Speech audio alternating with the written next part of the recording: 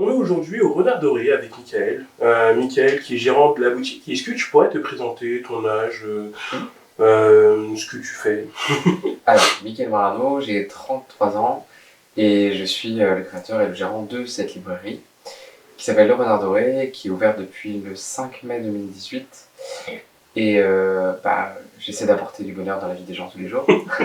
Et y arrives-tu? Je sais pas, c'est aux gens de me dire, vous qui regardez cette vidéo.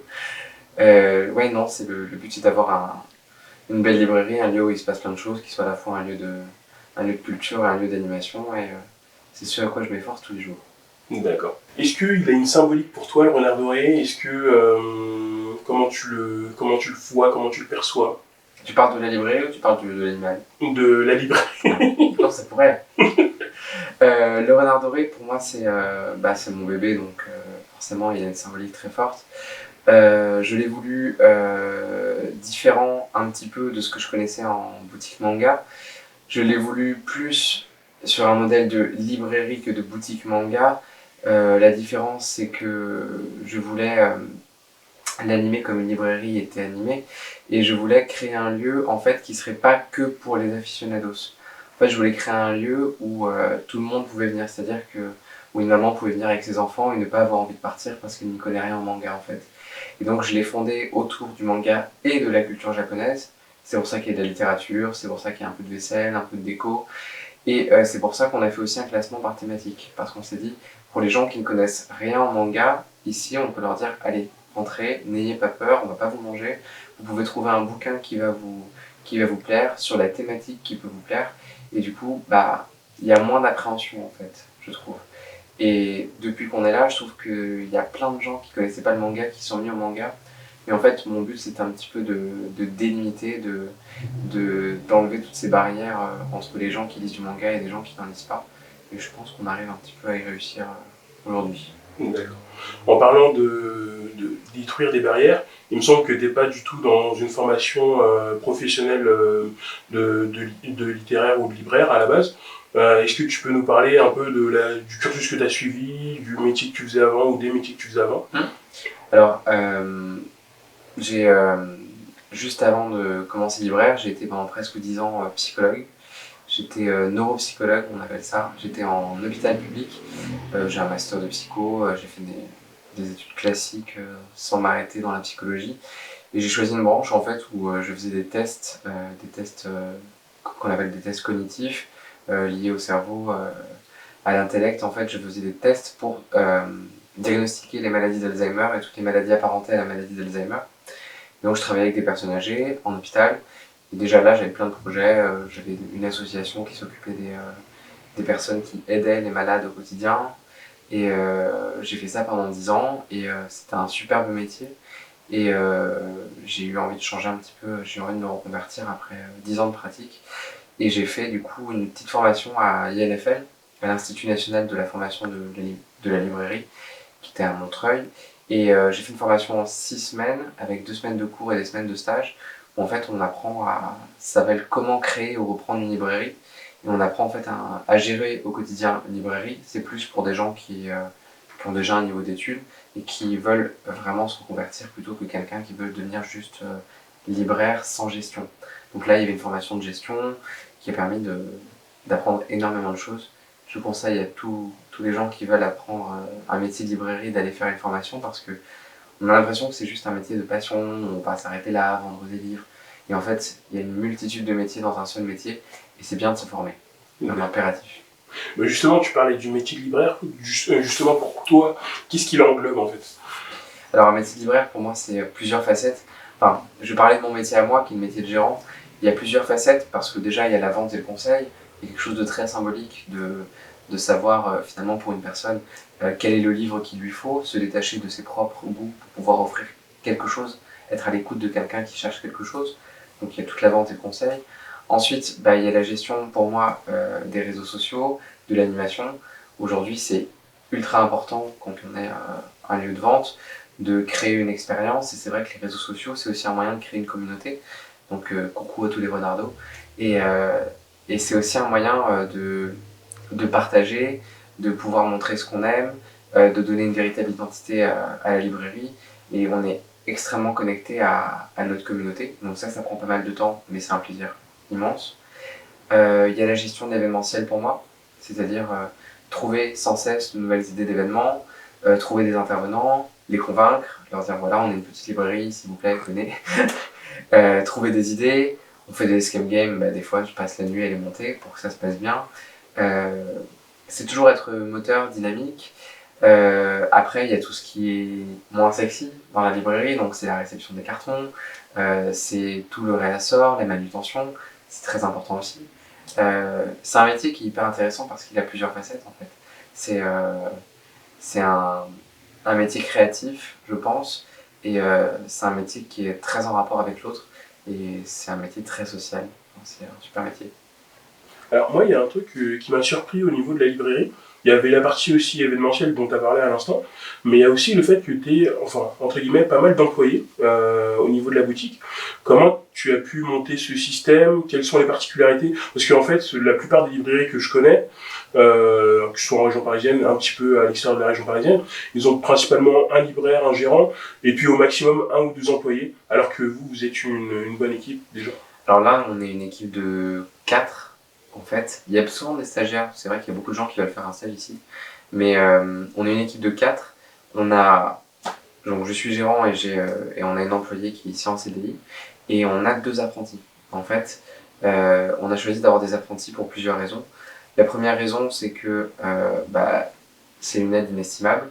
On a quelqu'un qui est à l'école et qui est sans cesse dans l'apprentissage, qui peut être moteur pour la librairie, qui a sans cesse de nouvelles idées, qui est dans ses études, et du coup c'est hyper sympa. C'est beaucoup de jeunesse, c'est beaucoup de dynamisme, c'est des personnalités différentes, c'est important dans le manga, il y a tellement de pans dans le manga, il y en a qui sont plus sur le shonen, il y en a qui sont plus sur le seinen, il y en a qui vont être sur des romans graphiques, un peu artsy. On a un libraire qui est fan de Matsumoto, de Tezuka, et en fait cette somme de personnalités, elle est intéressante. Après, effectivement, on a 4 libraires. En fait, il y a une petite règle qui dit en librairie, quand vous gagnez tant de sous, ça veut dire que vous devriez avoir à peu près autant de libraires. Donc c'est-à-dire que par tranche de chiffre d'affaires, je ne sais plus le chiffre, on vous dit voilà, il serait bien d'avoir tant de libraires. Il y a la surface et le chiffre d'affaires. Et c'est vrai que par rapport aux besoins de la librairie, c'est-à-dire par rapport aux besoins de personnes qui viennent, qui fréquentent la librairie, on a besoin d'avoir aujourd'hui 4 employés. On a essayé à 5, on était 5 un petit moment parce qu'on a monté le site de vente en ligne. Et le temps de monter le site de vente en ligne, on avait pris quelqu'un pour nous aider à monter ce site. Maintenant qu'il tourne, on arrive à le faire tourner à 4. Mais effectivement, ouais, dans la librairie manga, souvent il y a un ou deux personnes. Mais comme je le disais un petit peu plus tôt, en fait, on est plus sur un modèle de librairie classique avec des horaires étendus. Parce que parfois sur une journée, on peut faire du 9h, 23h. Donc il faut suffisamment de monde pour pouvoir tenir toutes ces étendues horaires. Même si parfois il m'arrive très souvent de faire 10h, 23h, ou 10h, 23h. 10h. Moi je suis gérant, ça compte pas. Mais ouais, c'est un modèle un peu particulier, mais je pense qu'il fait que c'est dynamique. Après voilà, si un jour la librairie marche un peu moins bien, il y aura un peu moins de libraires, et c'est au fil de l'activité. D'accord. Je vais rebondir un peu sur ton dernier mot, même s'il est un peu pessimiste. Si ça va un peu moins bien. Justement, on entend beaucoup parler de tout ce qui est grande distribution ou des grands espaces culturels, type Auchan, Fnac, Leclerc. Et toi, comment tu perçois en fait cette concurrence? Est-ce que c'est quelque chose qui t'inquiète? Est-ce que comment tu le vis au jour le jour? En fait, on est toujours plus ou moins inquiet, mais en fait, c'est la loi de la jungle. En fait. C'est-à-dire que avant que j'arrive, il y avait déjà des librairies. Moi, je m'installe en tant que librairie. On doit faire ses preuves. La concurrence, elle existe. Il y a la vente en ligne, il y a les grands distributeurs, les grandes surfaces culturelles. On vit pas dans la peur, mais on vit dans l'ambition de proposer quelque chose qui est une expérience différente et plus personnelle que la grande distribution ou que la vente en ligne, puisque en librairie, il y a le conseil. Et grâce aux événements et grâce à tout ce que je crée, parce que on a créé un petit label d'édition, on crée des petits objets dérivés du renard. Enfin, c'est en essayant d'aller toujours plus loin, de trouver toujours de nouvelles idées, en essayant toujours de faire de nouveaux événements, que finalement la différence elle est là. C'est-à-dire que l'expérience qu'on offre ici, j'espère qu'elle est meilleure et que c'est pas la même que d'aller dans un grand magasin et de s'acheter son manga et de sortir. Je pense qu'il y a de véritables amitiés qui sont créées ici, alors déjà entre nous et les gens qui viennent, entre les gens qui viennent eux-mêmes, qui sont trouvés des amis ici parce qu'on partage tous la même passion. Et ça, c'est un truc que tu peux pas avoir en grande surface culturelle ou en grande surface. C'est une expérience qui est complètement différente. Pour rebondir, pour continuer un petit peu sur entre guillemets, les concurrents, il y a aussi la montée de tout ce qui est numérique. Comment toi tu le perçois là-dessus? Parce que il commence à prendre une grosse part dans d'autres industries. Je parle notamment, je sais pas, du jeu vidéo, de la série. Toi, comment tu le perçois à l'avenir en tant que libraire, la vente papier, le manga papier? Est-ce que tu es inquiet par rapport à l'avenir, par rapport à ça ou pas? Alors c'est vrai qu'on se pose tous la question, lorsqu'on monte une librairie, on regarde un petit peu tous ces chiffres-là. On sait que le Japon, lui, ça y est, la vente du numérique a dépassé la vente papier. En France, bah, on est très loin. Les statistiques existent, on est très très loin. C'est un truc qui prend pas. Euh, Si je devais éloigner tout ce qui est statistique et que je devais parler juste de mon ressenti, je n'ai aucun plaisir à lire sur le numérique. Et je pense que c'est le cas de beaucoup de Français.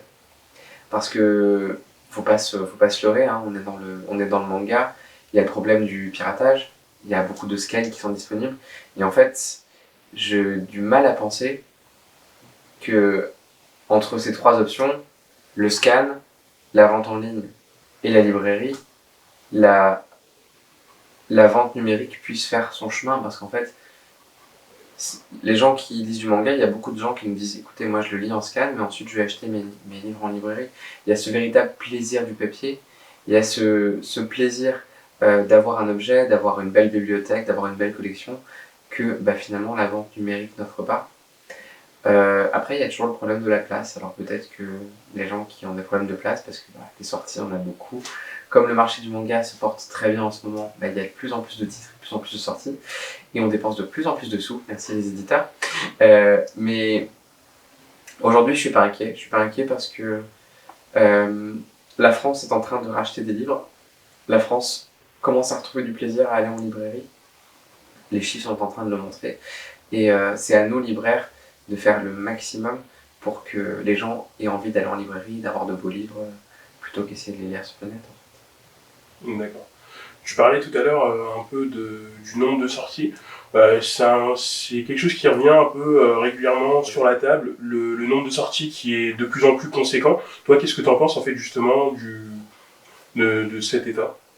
En fait, moi, si je me suis lancé dans la librairie à ce moment-là, en 2018, c'est parce que j'étais de plus en plus satisfait de la qualité éditoriale des titres.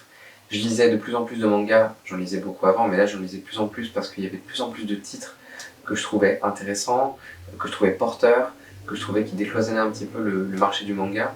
Il y avait, je pense que le seinen est en train de prendre une place hyper intéressante, avec des titres qui sont vraiment différents.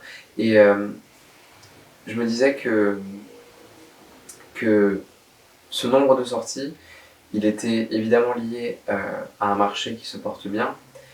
Il y a une petite crainte. C'est vrai que cette année, en étant libraire depuis 1 an et demi maintenant, je me suis dit, tiens, il y a beaucoup de sorties. Est-ce qu'on risque pas de saturer le marché? Mais finalement non, parce qu'en fait, c'est ça qui est beau, c'est que dans le manga, comme dans les romans, dans la littérature générale, il commence à y avoir beaucoup de styles différents.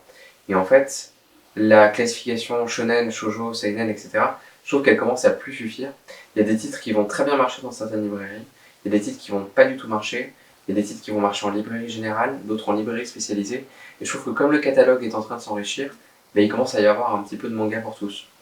Et je trouve ça hyper intéressant d'avoir cette diversité aujourd'hui. Après, effectivement, il y a beaucoup de sorties. Au rythme de ces sorties par semaine, en fait, il faut marcher très vite. C'est un titre qui marche pas en une semaine, ben, sachant qu'il y a les autres nouveautés qui arrivent derrière, ben, ce titre il a moins de chances de s'en sortir. Et il y a des titres qui vont marcher très bien. Promise Neverland, Atelier des sorciers, Et il y a des titres qui vont passer inaperçus. Et c'est hyper dommage, mais c'est la loi du marché. C'est aujourd'hui la loi du marché que les éditeurs ont choisi. Ils font beaucoup de sorties, oui, mais quand un truc marche pas, au bout d'une semaine, il est aux oubliettes et c'est hyper dommage. Quelles sont pour toi les qualités indispensables pour devenir un bon libraire? Pour devenir un bon libraire, je pense qu'il faut avoir de bonnes capacités d'empathie. Je pense qu'il faut aimer les gens, parce qu'il y a beaucoup de libraires qui peuvent être énervés par la clientèle. Ça, c'est faut pas faire ce métier. Il faut aimer les gens, il faut aimer conseiller les gens, il faut aimer trouver ce qu'ils veulent eux, se détacher de notre goût à nous, pour trouver vraiment quel est leur sentiment à eux, et trouver un livre qui pourrait leur convenir à eux. Et ça, c'est pas vraiment facile, parce qu'on a nos goûts à nous, et parfois on a envie de faire lire bonjour à tout le monde, j'accepte tout le monde avec minuscule depuis 1 an et demi, mais tout le monde n'est pas fait pour minuscule, et il faut que je sois capable de proposer autre chose à quelqu'un qui arrive et qui est une personne différente de moi. Donc ça, c'est une qualité mais vraiment ultra nécessaire. Et ensuite, il faut être quelqu'un d'extrêmement polyvalent, comme je le disais. Faut à la fois être à la vente, au conseil, aux réseaux sociaux. Il faut capter cette génération qui est aujourd'hui une génération connectée, qui est différente, et il faut réussir à lui apporter ce qu'elle désire. Donc c'est pour moi 2 superbes qualités, vraiment l'empathie, la polyvalence, et puis il faut connaître son rayon. Il faut lire. Il ne faut pas arrêter de lire. Il y a des nouveautés, il faut lire toutes les nouveautés toutes les semaines, et il faut connaître son rayon sur le bout des doigts, et avec ça, on est parfait. Mais personne n'est parfait. Quels seraient les conseils que tu pourrais donner à des gens qui souhaiteraient devenir libraire ou éventuellement leur entourage qui aimerait les soutenir dans cette voie-là? Plutôt libraire ou plutôt ouvrir sa librairie? Peut-être un peu les deux. Les deux. Pour être libraire, je pense qu'il faut, je l'ai dit tout à l'heure, mais il faut se former. C'est un métier, c'est un véritable métier avec une liste de tâches à savoir maîtriser. Et on a de superbes libraires. Moi, j'ai une super libraire qui ne fait pas de formation, qui n'a pas fait de formation, et elle est géniale. Et elle a appris sur le tas, et elle est super. Mais effectivement, c'est pas le cas de tout le monde, parce que on a cette vision de la passion, mais à côté de ça, il faut savoir communiquer sa passion et se dire que c'est finalement un vrai job. C'est un vrai job de passionné, mais c'est un job avec une liste de tâches. Donc, il faut se former, il faut sans cesse aller à l'affût des nouveautés, sans cesse à l'affût de tout ce qui sort. Il faut, quand on ouvre une librairie, qu'on veut devenir gérant d'une librairie, il faut des sous. Il faut pouvoir avoir une petite base de sous pour ensuite pouvoir demander des sous. Parce que c'est vrai qu'on n'a pas l'impression, mais ouvrir une librairie, ça coûte très très cher. Et les premiers mois sont très décisifs. Donc il faut mettre des économies de côté un petit moment. Moi j'ai fait ça pendant 10 ans. Et ensuite pouvoir essayer de porter son projet. Il faut avoir un projet béton. C'est-à-dire qu'il faut avoir un document papier qui fait 60, 100 pages pour rassurer les gens, la banque. Il faut être bien entouré, il faut savoir s'entourer en fait, regarder toute la potentialité qu'on a parmi sa famille, ses amis, parce qu'on est entouré de gens qui sont pleins de talents, et finalement, lorsqu'on met tous nos talents à contribution, on peut faire un joli projet. Il y a plein de choses. Il faut être déterminé, il ne faut pas avoir peur, il faut être au courant du marché, il faut réfléchir, il faut se coucher très très tard et se lever très très tôt, comme on l'a fait tous les deux. Et jamais cesser d'imaginer, jamais cesser de rêver, essayer toujours d'avoir de l'ambition et de créer des choses. Je pense que c'est les maîtres mots de soyez créatifs et essayez de poursuivre vos rêves. Ça, c'est hyper important. On peut y arriver. Ça demande beaucoup de travail, beaucoup d'heures de travail, mais c'est que du plaisir. D'accord. Tout à l'heure, tu parlais de l'entourage. Justement, comment l'a pris ton entourage quand tu leur as annoncé que tu voulais ouvrir une librairie, du coup? Alors déjà, j'avais dû gérer avec le fait, quand il y a 10 ans, j'ai dit je veux devenir psychologue, je me oh là là, pourquoi il va faire ça, c'est horrible. Et donc finalement, là maintenant, 10 ans après les avoir embêtés en disant je veux devenir psychologue, parce qu'il y avait personne qui faisait ce genre d'études dans ma famille, paf, je veux monter ma librairie. Ah, c'est mon Dieu, mais comment tu vas faire? Toutes les librairies sont en train de couler, qu'est-ce que tu vas faire toi? comment ça tu vas vendre du manga dans une belle décoration? Mais ça n'a pas de sens. Euh, il y a eu plein de freins, mais en fait je plaisante beaucoup parce qu'il y a eu énormément de support. Il y a plein de gens qui m'ont dit, vu tous les projets que tu avais montés avant, j'ai confiance en toi et dans ce projet que tu montes. Et finalement j'ai eu beaucoup d'amour, j'ai eu beaucoup de copains qui m'ont aidé par leurs compétences, par quand le jour où on a installé les meubles, on était une quinzaine de copains ici, écouter de la musique, à installer des meubles, mangeant des sushis. Euh, j'ai eu toute ma famille qui m'a beaucoup aidé, qui m'a aidé financièrement, parce que c'est vrai qu'au départ, bon, bah, tu peux pas te payer tout de suite, donc c'est vraiment un engagement des proches parce que c'est-à-dire que tu vas faire un projet qui au départ va peut-être pas gagner de sous, donc il faut avoir quelqu'un qui prend soin de toi à côté. Euh, et tout ça, c'est très très important. Moi, j'ai eu un soutien sans faille. Euh, Maintenant, le plus compliqué, c'est comme je bosse beaucoup, des fois j'ai du mal à voir tout le monde, mais j'essaie de, j'essaie de faire au maximum. Mais c'est vrai que faut jongler entre sa vie familiale et sa vie professionnelle. Et c'est vrai que quand on fait 80 heures par semaine, on a du mal à voir tout le monde. Mais j'ai un support continu de tous les gens que j'aime et j'essaie d'être là pour eux aussi. Gros boulot. D'accord. Et si tu devais tirer justement un bilan de ces un peu plus d'un an au niveau de la librairie, qu'est-ce que t'en retires? Que du bonheur. Du bonheur parce que en un an, on a réussi à agrandir une équipe, à donner du travail à des jeunes. On a réussi à faire un lieu communautaire avec plein de gens qui découvrent la librairie chaque semaine, plein de gens qui reviennent, une fidélité qui est géniale, qui est là. On a réussi à nouer plein de liens avec plein d'éditeurs avec qui on discute, qui prennent notre avis en compte et c'est hyper intéressant. On a réussi à se faire une place à la fois dans les librairies parisiennes, même d'un point de vue national, avec le site de vente en ligne, on a réussi à toucher un public qui n'était même pas à Paris, donc ça c'est hyper sympa. On a réussi à créer une communauté qui est hyper intéressante. On a réussi à ouvrir un petit label d'édition, ça je suis hyper content de pouvoir faire ça. C'est un truc qui gagne pas de sous, mais qui du coup permet de mettre en avant des artistes. On a des artistes avec qui on a travaillé, qui sont en train de signer des contrats avec des maisons d'édition manga, je peux rien dire.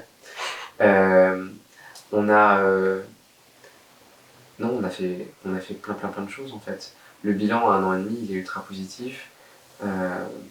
Après, il y a plein d'autres projets qui, si ça continue toujours aussi bien, on pourra lancer d'autres projets. Il y a plein de choses que j'aimerais développer. Le label édition, j'aimerais le développer.